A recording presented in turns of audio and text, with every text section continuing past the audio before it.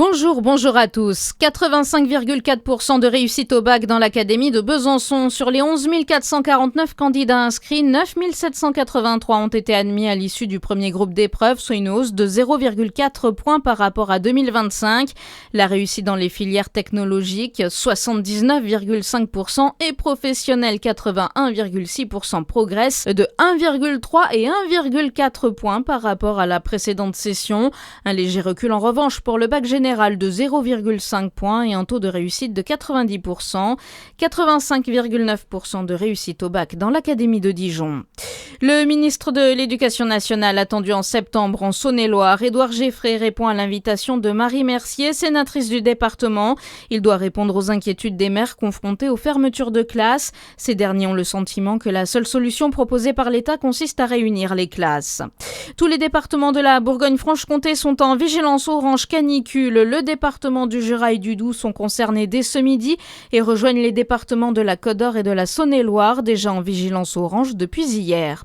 En conséquence de ces coups de chaud à répétition, les nappes phréatiques s'assèchent. La quasi-totalité des réserves d'eau souterraines sont en baisse et 54% des nappes se situent sous la normale selon le Bureau de recherche géologique et minière.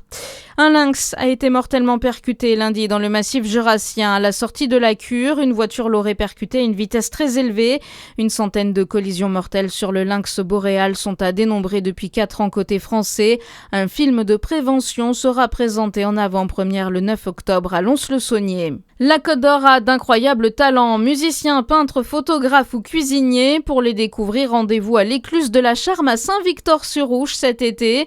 L'association de gestion et d'animation de l'Écluse de la Charme a fait de ce patrimoine un lieu de vie estival. Découverte avec son président Jean-Michel Desmeules. C'est quelque chose qui est quand même important depuis 1990. Donc c'est les foyers ruraux, l'éducation populaire. Donc ça permet de garder le lien avec l'ensemble des gens des villages environnants au départ.